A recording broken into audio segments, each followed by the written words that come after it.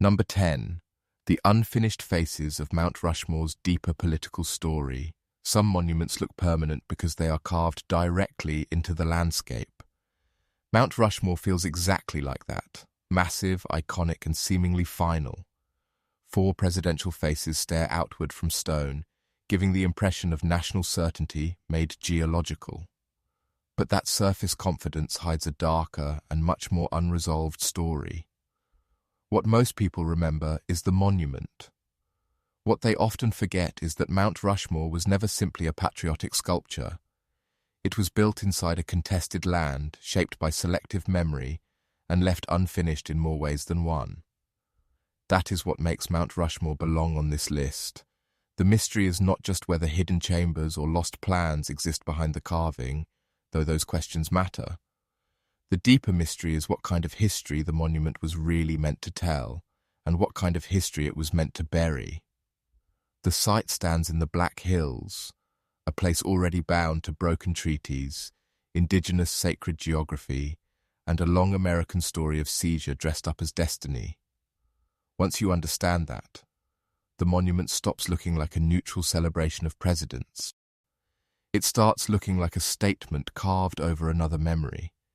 And that is where the unfinished quality becomes so important. Mount Rushmore is famous as a finished symbol, but the original ambitions around it were broader, more elaborate, and never fully realized. The sculptor Gutzon Borglum imagined a larger vision, including more extensive carving, and a hall of records meant to preserve the meanings of the monument for future generations. That unrealized space gives the site a strange historical tension. The mountain presents itself as complete enough to dominate the imagination, yet its own creators imagined something even more ambitious and explanatory, still hidden behind the faces. What makes this especially haunting is how the monument works politically. It freezes national identity into a selective image of greatness while muting the conflicts underneath it. Washington, Jefferson, Lincoln, and Theodore Roosevelt do not appear as contested men standing inside violent historical processes. They appear as stone certainty. But certainty is exactly what the monument cannot truly deliver. Jefferson invokes expansion, Roosevelt invokes empire, Lincoln invokes union and war, Washington invokes founding power. Each face condenses history while also concealing the unresolved costs of the world that made those men monumental in the first place. That is why Mount Rushmore feels more mysterious the longer one looks at it. The secret is not only in the physical mountain, it is in the monument's narrative architecture. What counts as national memory here? What has been elevated and what has been pushed into the background? Why do unfinished plans matter so much? Because they reveal that even the creators understood the monument as something more than sculpture. It was a machine for shaping how the future would read the American past. There is also something deeply unsettling about how visibility works here. Mount Rushmore is one of the most photographed monuments in the world. It is not hidden. It is spectacularly exposed. But exposure can create its own blindness. When something is famous enough, people stop asking what lies behind its surface. They assume the monument's meaning has already been settled by repetition. In reality, fame can harden mystery rather than dissolve it because the official story grows louder than the buried one. In the end, Mount Rushmore belongs at number 10 because it reveals a kind of monument mystery more modern and more political than a sealed tomb or lost chamber. The stone faces are visible to everyone. The deeper meaning is not. Behind the monument stands the unanswered question of what exactly was being commemorated, what was being overwritten, and why one of America's most iconic landmarks still feels, underneath its certainty, profoundly unfinished. Number 9. The hidden symbolism of Chartres Cathedral. Some famous monuments hide their mysteries in sealed rooms or lost burials. Chartres Cathedral hides its mystery in meaning itself. That is what makes it so powerful. The cathedral stands as one of the great masterpieces of medieval Europe, a structure so visually complete and spiritually commanding that it seems to explain itself through beauty alone. But the closer you look, the less simple it becomes. Its geometry, stained glass, sculptural program, relic traditions, orientation, and symbolic patterns all suggest that Chartres was never just a church in the ordinary sense. It was a world built in stone, and parts of that world still resist full explanation. That is what places Chartres on this list. The mystery is not that no one knows it is a cathedral. The mystery is how much layered intention may still be hiding in plain sight.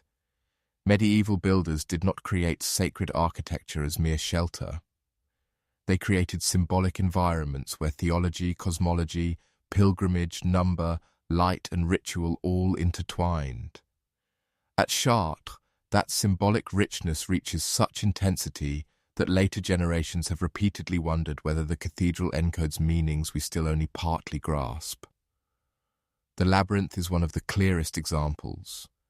It is visible, famous, and physically present in the nave, yet its full purpose remains debated in ways that keep the cathedral charged with mystery. Was it devotional substitute for pilgrimage, spiritual exercise, symbolic journey, liturgical tool, or something even more layered? The power of the labyrinth lies not only in its form, but in the fact that a monument visited by countless people still contains one of its most famous features without a fully settled interpretation. The symbol is there, the certainty is not, and the labyrinth is only one layer. Chartres is saturated with visual theology, sculpted portals, saints, kings, biblical cycles, Marian emphasis, and stained glass programs so intricate that they seem to create a total intellectual and spiritual universe. But that totality is exactly what makes the cathedral mysterious. Modern viewers often understand fragments. Medieval builders may have intended a much more integrated experience in which space, ritual movement, relic presence, and visual narrative all worked together. The monument remains, but the full mental world that once animated it is harder to reconstruct cleanly. That is where the hidden symbolism becomes so haunting. Chartres is not mysterious because it has been neglected. It is mysterious because it has been studied for generations and still feels capable of withholding something. The more people analyze its geometry and iconography, the more the cathedral seems to remind them that medieval sacred building was not random decoration. It was intentional at a density modern societies rarely sustain. Once you accept that, every window, axis, proportion, and procession route begins to feel like part of a larger language only partially recovered. There is also the Marian dimension, which deepens the cathedral's symbolic charge enormously. Chartres was one of the great centers of devotion to the Virgin Mary, and that devotional focus shaped the entire building's identity. But devotion at this scale becomes architectural cosmology. The cathedral is not merely dedicated to Mary. It seems to organize a universe around her presence. That kind of symbolic concentration makes every design choice feel heavier. Nothing looks accidental. Everything appears to be saying more than it openly states. In the end, Chartres Cathedral belongs at number 9 because it represents one of history's most beautiful forms of monument mystery. A place so visible, so studied, and so admired that people assume they understand it, while its deeper symbolic structure continues to recede just beyond full certainty. The cathedral stands in the open. The unanswered questions remain inside the meanings carved into its light, stone, and sacred geometry. Number 8. The Terracotta Army and the Sealed Tomb of Qin Shi Huang. Some monuments are mysterious because their builders left few records. Qin Shi Huang's mausoleum is more unsettling because the most famous part of it is not even the part the world most wants to see. The Terracotta Army is already overwhelming. Thousands of life-sized soldiers, horses and chariots, arranged as if an empire expected to continue beyond death. But the deeper mystery lies behind them, in the still-sealed tomb of the first emperor himself. That is what makes this case so powerful. We are standing in front of one of history's most extraordinary funerary complexes, and yet the center remains closed. That sealed center changes everything. The Terracotta Army is not the final answer. It is the outer declaration of a burial world still withholding its core. The emperor who unified China built a mausoleum on a scale that suggests not mere remembrance, but control beyond death. Ancient accounts describe rivers of mercury, mechanical defenses, cosmic ceilings, and a tomb arranged as a miniature empire. Whether every detail in those descriptions is exact is part of the suspense. But what matters is this: the monument most people know is only the visible perimeter of a mystery the modern world has still not fully entered. And that is why the sealed tomb feels so haunting. Most famous monuments surrender themselves through excavation, tourism, and repeated interpretation. Qin Shi Huang's tomb continues to resist in a more dramatic way. Archaeology has approached it, measured it, studied the wider complex, and yet the burial chamber itself remains unopened. That restraint is part scientific caution, part ethical hesitation, and part acknowledgement that entering the tomb before preservation methods are good enough could destroy exactly what the world most wants to understand. In other words, the mystery survives not because no one is curious, but because curiosity itself may be dangerous. What makes the case even darker is the emperor at the center of it. Qin Shi Huang was not an ordinary ruler.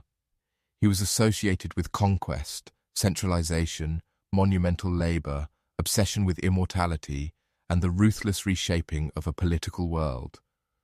Once a man like that is buried inside a still-sealed imperial landscape, the tomb stops feeling like a passive grave. It feels like a final chamber of power, one that may still preserve the logic of his rule more completely than any surviving text. There is also something uniquely eerie about the terracotta army itself. These figures are not symbolic in the vague sense. They are individualized enough to feel almost watchful. Rank, posture, weapon arrangements, military logic, and sheer scale all suggest a world prepared for use. That visual force matters because it tells us the sealed tomb beyond them was likely not imagined casually. If the outer guardians carry this much precision and ambition, what does that imply about the chamber they were built to protect? And then there is the mercury question, one of the most famous and unsettling parts of the entire mystery. Scientific studies suggesting unusually high mercury concentrations in the area have kept alive the possibility that ancient accounts of flowing mercury may not have been mere fantasy. That possibility has enormous emotional power. It suggests that the tomb may still contain a lethal reflection of imperial cosmology, a buried world built not only to endure, but to resist intrusion even now. In the end, the terracotta army and the sealed tomb of Qin Shi Huang belong on this list because they represent one of history's purest monument mysteries, a globally famous site whose deepest chamber remains physically present yet still withheld from full human knowledge. We have seen the army. We have not seen the emperor's final room. And that gap is what keeps the monument so alive. The greatest secret is still under the earth. Number 7. The Stonehenge, Dead and Ritual Landscape Mystery. Some monuments hide their mystery in walls, chambers, or lost blueprints. Stonehenge is stranger because the mystery spreads beyond the stones themselves. That is what makes it so haunting. The monument is world-famous, instantly recognizable, and endlessly photographed. Yet the deeper question is not only what the stones meant in isolation, it is what kind of landscape they belong to. One filled with burials, processional routes, timber circles, ditches, mounds, and human remains that suggest Stonehenge was never just a solitary construction. It was part of a much larger ritual world. That larger world is where the mystery deepens. For generations, people asked whether Stonehenge was an observatory, temple, healing site, burial place, royal marker, or some combination of all of these. But the dead around Stonehenge complicate every simple answer. Human remains found in and around the site indicate that death was not incidental to its history. Cremated individuals, burials in the wider region, and the long ritual use of the landscape suggest that Stonehenge belonged to a ceremonial environment in which the living, the dead, movement, and monumentality were all connected. And that is what makes the place so powerful. Stonehenge does not merely ask what the stones were for, it asks what kind of society gathered the dead into a ritual geography this elaborate. The monument's fame can make it seem singular and isolated, but archaeology keeps pulling it back into relationship, with Durrington walls, the avenue, burial mounds, and other features that imply a ceremonial system rather than one standalone mystery. Once you see it that way, the stones begin to feel less like the whole story and more like one part of a sacred map whose full emotional meaning is still uncertain.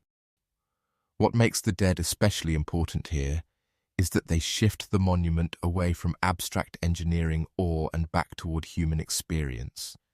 Stonehenge is impressive as stone transport and construction, but stones alone do not explain why people kept returning, burying, processing, and marking the surrounding world over time. The human remains make the site intimate. They tell us this was not just a place to look at the sky. It was a place where communities negotiated memory, status, ancestry, and ritual belonging. There is also something uniquely unsettling about how incomplete our understanding remains despite the monument's fame. Stonehenge is not hidden in a remote jungle. It stands in one of the most studied landscapes in the world. Yet each new discovery about burials, alignments, feasting sites, and movement corridors expands the mystery rather than closing it. The more we learn, the clearer it becomes that Stonehenge was embedded in a ceremonial logic much richer than the older idea of a stone circle with a purpose we don't know. And perhaps that is why the site continues to feel so charged. Stonehenge sits at the edge between visibility and lost meaning. The stones are obvious. The world of the people who made and used them is not. Their dead remain near enough to prove ritual intensity, but not near enough to tell us exactly how the living understood the relationship between monument, body, cosmos, and land. The result is a monument that feels both overexposed and still fundamentally withheld.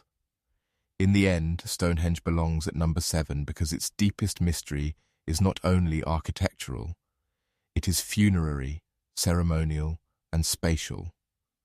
The monument stands in plain view, but the ritual landscape of the dead around it keeps reminding us that the real question is larger than the stones. Stonehenge was part of a world built for meanings we can still trace in earth and bone, but not fully translate back into certainty. Number 6. The purpose and burials of Machu Picchu. Some famous monuments feel mysterious because parts of them are sealed off. Machu Picchu is stranger because the whole site stands in the open and still resists a final answer about what exactly it was meant to be. That is what makes it so powerful. The terraces, temples, stairways, plazas, ritual stones, and dramatic mountain setting all seem deliberate enough to promise clarity. But the closer historians and archaeologists look, the more the site slips between categories: royal estate, sacred retreat, ceremonial center, elite residence, pilgrimage landscape, political statement. Machu Picchu seems capable of being all of these at once without fully collapsing into only one. That uncertainty matters because Machu Picchu is one of the world's most iconic ruins. People know its silhouette instantly. It has become almost shorthand for lost civilization. Yet fame has not settled the deeper question of purpose. Instead, fame has sometimes hidden the complexity. A monument this beautiful tempts people into thinking its meaning must be simple. But the architecture suggests otherwise.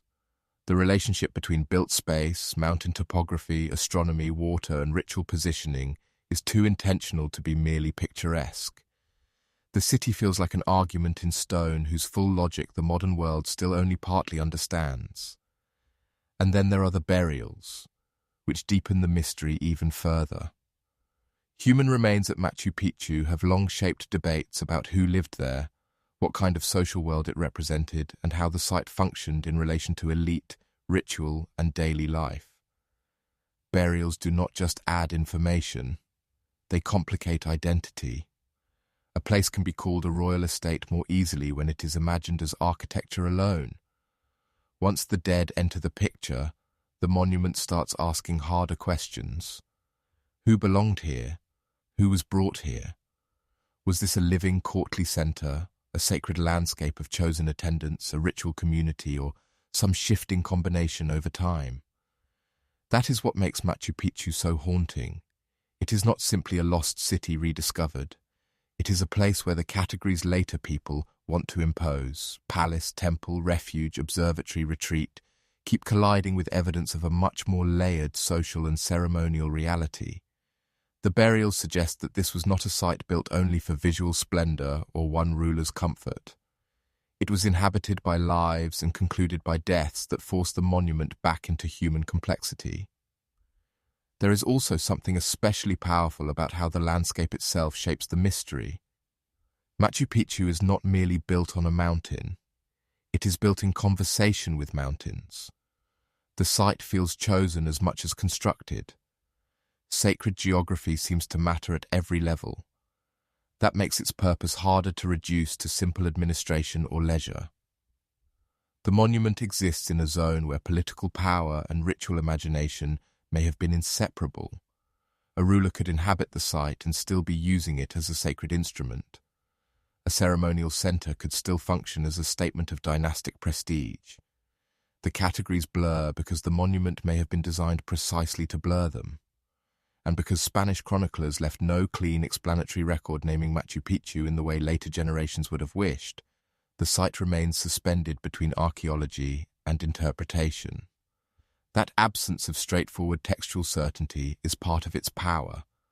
We have stone, alignment, pathways, elite architecture, waterworks, human remains, and the lingering sense of a carefully organized world. But the final voice explaining the whole has not survived in a way modern historians can simply quote. In the end, Machu Picchu belongs on this list because it represents one of the purest forms of monument mystery, a site so visually complete that it seems as if it should have surrendered its meaning already, yet the deeper truth of its purpose and the lives and burials within it still remain partly unresolved. The city stands there in astonishing clarity. Its final explanation does not. Number 5. The Forbidden Rooms of the Vatican. Some monuments hide their mysteries in ruins, where time has erased the answers. The Vatican is more unsettling because its mysteries exist inside one of the most continuously powerful institutions in human history. That is what makes the Forbidden Rooms so compelling. The Vatican is not abandoned. It is organized, guarded, catalogued, inhabited, and administratively alive. And yet the very fact that it contains restricted spaces, archives, sealed rooms, controlled collections, and areas ordinary people can never simply wander through gives it a special kind of monument mystery. This is not lost history. It is protected history. That distinction changes everything. When people imagine hidden rooms in ancient sites, they usually think of forgotten chambers. At the Vatican, hiddenness feels more deliberate. It suggests not only that the past survives, but that access to it is governed. Corridors, chapels, private apartments, archival collections, storerooms, diplomatic records, preserved objects, and restricted spaces all create the impression of a sacred political labyrinth in which history is not absent but selectively revealed. That alone is enough to sustain mystery, because the institution itself becomes part of the question. What makes the Vatican especially powerful on this list is that it combines two different kinds of concealment. First, there is physical concealment, rooms not open to the public, spaces known only to specialists, areas structured by protocol and hierarchy. Second, there is interpretive concealment. Even when something is preserved, its significance may remain contested, fragmented, or buried within bureaucratic and theological context. A monument mystery becomes much stronger when the problem is not only what is hidden, but also who gets to decide what the hidden thing means. That is why the Vatican carries such a large shadow in the imagination. It has accumulated centuries of authority, controversy, diplomacy, sanctity, scandal, preservation, censorship accusations, and archival power. Once an institution has lived that long and guarded that much, every unopened door begins to feel symbolically charged. People suspect doctrinal secrets, political bargains, suppressed records, relic uncertainty, lost art, buried correspondence, or rooms whose importance lies not in treasure, but in what they might reveal about how the Church has managed memory. There is also something architecturally eerie about the Vatican as a whole. It is not one monument, but a layered city-state of sacred and administrative space. That layered character means mystery does not attach to one chamber alone. It attaches to the entire idea of what lies behind the visible basilicas, museums, and ceremonial routes. Public grandeur sits on top of private governance. Pilgrimage sits beside archive. Spectacle sits beside restriction. The visitor sees magnificence. The institution knows how much remains behind controlled thresholds. And that is what makes the Forbidden Room idea so enduring, even when individual conspiracy fantasies go too far. The deeper emotional truth does not depend on every rumor being true. It depends on the fact that the Vatican really is a place where access is unequal, where history is materially stored, and where the visible church stands alongside hidden administrative and archival worlds that ordinary observers can only partly imagine. In such a setting, the monument itself teaches the public to feel that there is always another door beyond the one they have reached. In the end, the Forbidden Rooms of the Vatican belong at number 5 because they represent one of history's most modern and most enduring monument mysteries. A famous sacred center whose public face is known across the world, while parts of its physical and documentary interior remain inaccessible enough to keep generating suspicion, fascination, and the sense that behind the marble and ritual lies a second history still under lock and key. Number 4. The Taj Mahal's Black Taj legend. Some monument mysteries come from what may still be hidden inside a site. The Taj Mahal is more unsettling because part of its mystery may lie in something that was never completed at all. That is what makes the Black Taj legend so powerful. The white marble mausoleum is already one of the most famous buildings on Earth, a monument so visually perfect that it seems to end the story by sheer beauty alone. But the legend suggests another possibility, that Shah Jahan may have imagined, or even begun to imagine, a second dark counterpart across the river, a black mausoleum answering the white one, doubling grief into symmetry. That is what gives this case its strange afterlife. The Taj Mahal is usually presented as a finished masterpiece of love, mourning, and imperial architecture. The Black Taj legend breaks that finish. It introduces the idea that the monument we know might be only half of a larger dream, interrupted by politics, imprisonment, or the collapse of possibility. Once that idea enters the mind, the Taj stops feeling like a complete answer. It starts feeling like the visible survivor of something grander, darker, and unfinished. What makes the legend especially compelling is that it fits the psychology of imperial monumentality so well. Mughal architecture thrived on symmetry, reflection, cosmic order, and dynastic statement. The Taj Mahal already uses these languages with extraordinary control. A black twin across the Yamuna feels almost too perfect as an extension of that logic. Death mirrored by death, white purity answered by shadow, love translated into paired eternity. Whether literal in material fact or not, the legend survives because it speaks the same architectural language as the monument itself. And that is where the mystery deepens. Historical evidence does not clearly confirm a completed Black Taj in the way popular imagination often wants. What exists instead is a zone of suggestion, darkened ruins across the river, later accounts, interpretive layers, and the irresistible tendency of a monument this symmetrical to invite fantasies of a missing counterpart. That uncertainty is exactly what makes it powerful. The Black Taj is not simply a proven hidden chamber. It is a missing possibility haunting one of the world's most famous tombs. There is also something especially dark about how the legend intersects with Shah Jahan's later life. The emperor who built the Taj Mahal was eventually deposed and confined by his own son, Aurangzeb. That political reality gives the legend emotional weight. If there was to be a second monument, it belongs to a future that imperial succession may have destroyed. In that sense, the Black Taj becomes more than an architectural rumor. It becomes a symbol of interrupted sovereignty, an emperor's final vision cut off before stone could settle it. That is why the case belongs on this list. The mystery is not only whether a black twin was literally intended in exactly the form later retellings describe. The deeper mystery is why the Taj Mahal, despite all its apparent completeness, continues to generate the feeling that something remains missing behind its perfection. The monument seems finished, yet the legend keeps opening a second space beside it, a shadow architecture of what might have been. In the end, the Black Taj legend belongs at number 4 because it reveals one of the most haunting kinds of monument mystery.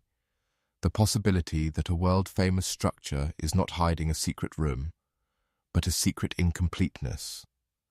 The Taj Mahal stands in white certainty. Across from it lingers the darker question of whether history left one half of an imperial dream forever unbuilt. Number 3. The Tower of London's missing prince's shadow. Some monuments hide mystery in sealed vaults or buried symbolism. The Tower of London hides it in absence. That is what makes it so unsettling. The fortress is one of the most famous buildings in English history. Palace, prison, execution site, treasury, symbol of royal power. But behind all that visibility lingers one of the darkest unresolved questions in monarchy itself. What happened to the princes in the tower?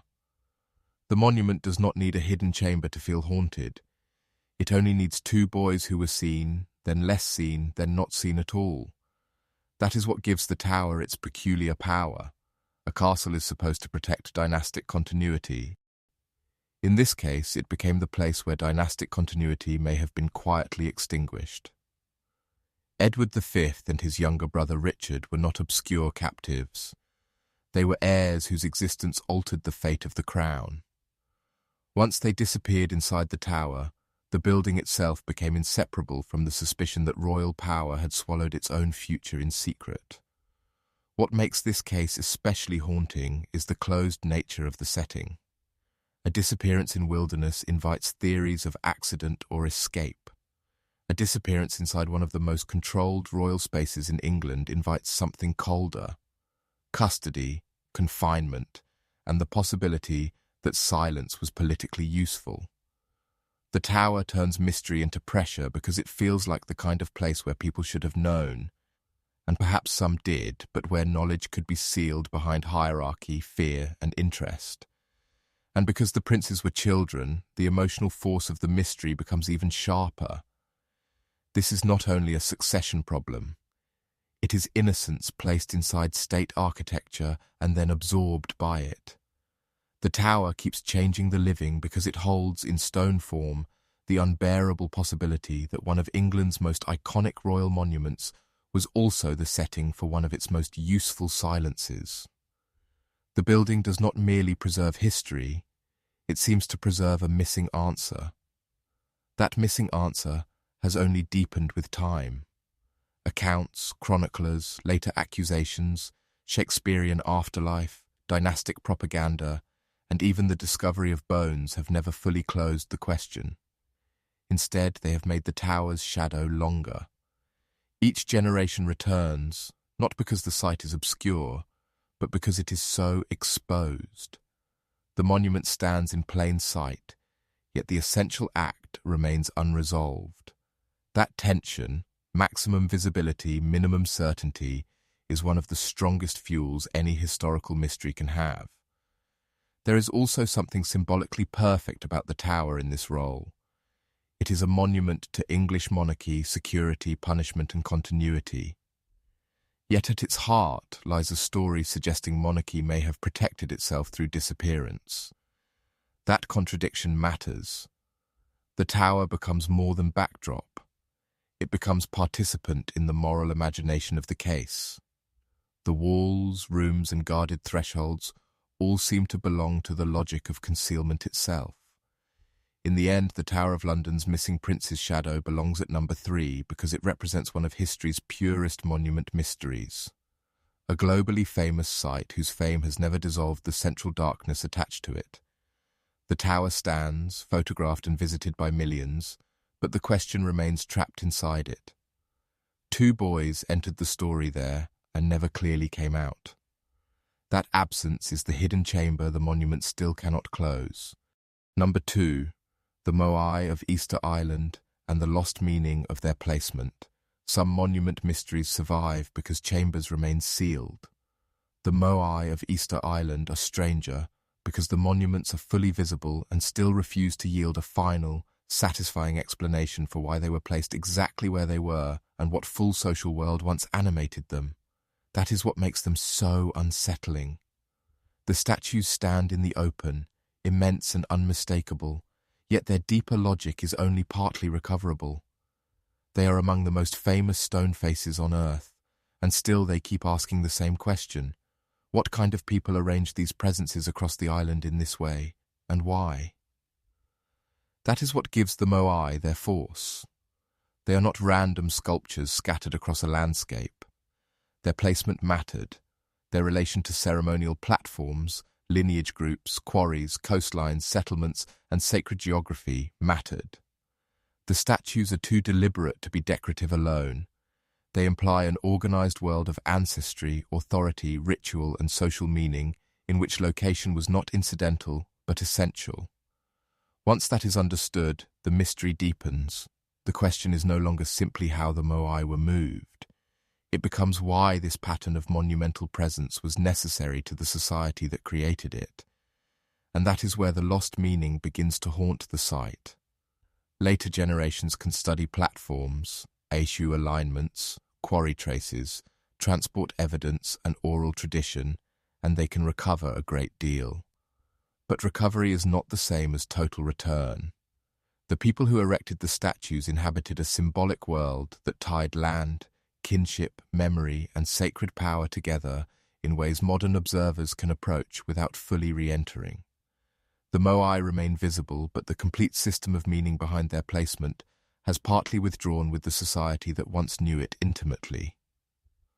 What makes this especially powerful is the tension between familiarity and strangeness. Everyone recognizes the Moai. Their faces have become global icons.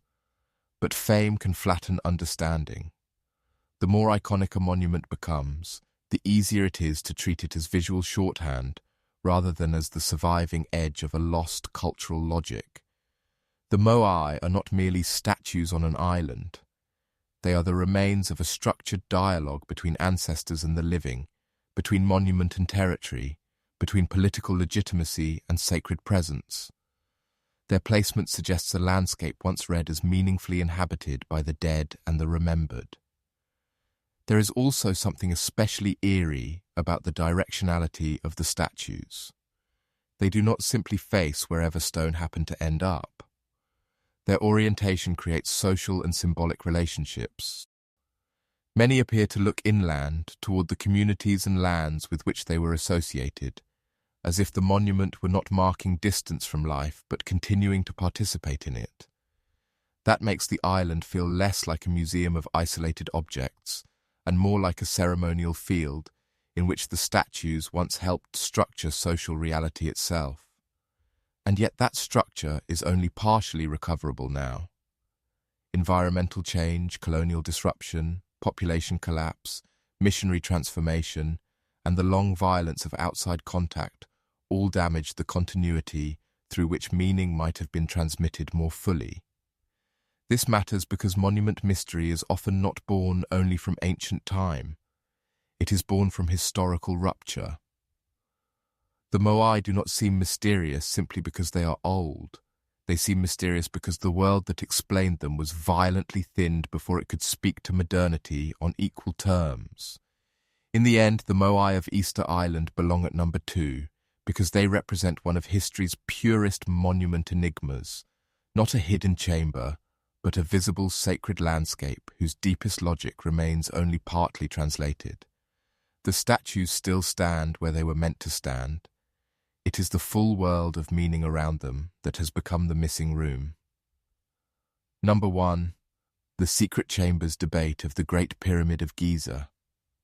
Some famous monuments hide political secrets, symbolic programs, or missing stories. The Great Pyramid stands at number 1 because it combines all of those possibilities with something even more powerful: the unbearable idea that the most famous monument on Earth may still contain spaces we have not fully understood. That is what makes the secret chambers debate so compelling.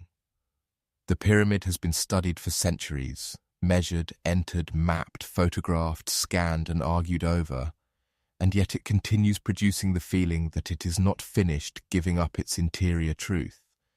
That is what gives the Great Pyramid its extraordinary force. Most monuments lose mystery as familiarity increases. Giza does the opposite. The more precisely the pyramid is examined, the more charged every void, corridor, relieving space, shaft, and anomaly becomes. This is one of the rare places where scientific scrutiny and popular wonder actually intensify each other. Modern scanning technology can reveal previously unknown voids or structural anomalies, but it cannot instantly tell the world what those spaces mean. And meaning is where the real mystery begins. What makes this especially haunting is the pyramid's status as a monument already overloaded with interpretation. Tomb, cosmic machine, royal resurrection device, political statement, mathematical marvel, sacred geometry playground, civilizational symbol. It has attracted more projection than almost any structure in history. In most cases, that would cheapen the mystery. But here the monument's sheer scale and precision keep pulling the discussion back toward one difficult fact. Even after all this attention, certain internal questions remain unsettled enough that a newly detected space can still make the world feel as if it is standing outside a sealed door. And that sealed door feeling is essential. The Great Pyramid is not a ruin in the ordinary sense. It is an engineered mountain built to protect, channel, and monumentalize a royal afterlife. The idea that there may still be unknown chambers, hidden architectural intentions, or unresolved internal functions fits the emotional logic of the monument perfectly. This was a structure built for controlled access, sacred hierarchy, and concealment. It should have secrets. The fact that modernity cannot yet say with absolute confidence what every significant void was for only makes the original purpose feel more intact. There is also something uniquely powerful about how the chamber's debate sits between science and imagination. On one side are rigorous methods, muon scans, architectural analysis, comparative funerary study, structural reasoning. On the other side is the ancient thrill of the unopened chamber. Good history resists fantasy, but it cannot eliminate the emotional charge of that image. A hidden space inside the Great Pyramid does not feel like a minor detail. It feels like history itself might still contain a room not yet entered by certainty. And because the pyramid is so famous, this mystery becomes even stronger. The world assumes that what is most iconic must also be most understood. The Great Pyramid quietly refutes that assumption. Visibility is not the same as completion. Millions can look at the same monument, and still the interior can remain partly withheld. That is one of the strangest lessons in all of historical mystery. The most studied object can still preserve the strongest silence. There is also a deeper symbolic reason this case belongs at number 1. The Great Pyramid was built as a monument against disappearance. It was designed to make kingship survive death through mass, alignment, stone, and interior order. A structure like that should not merely impress, it should outlast interpretation. In a sense, the secret chambers debate proves that it has succeeded. The pyramid has remained powerful enough to keep generating real questions even after centuries of intrusion and explanation. In the end, the Great Pyramid's secret chambers debate stands at number one because it captures the purest form of monument mystery. A structure so famous it should feel exhausted by study, yet still able to produce the sensation that something important remains locked inside. The pyramid is in full view. The mystery is still under stone, and that is why it continues to dominate the imagination. It is not only ancient, it is unfinished in the mind.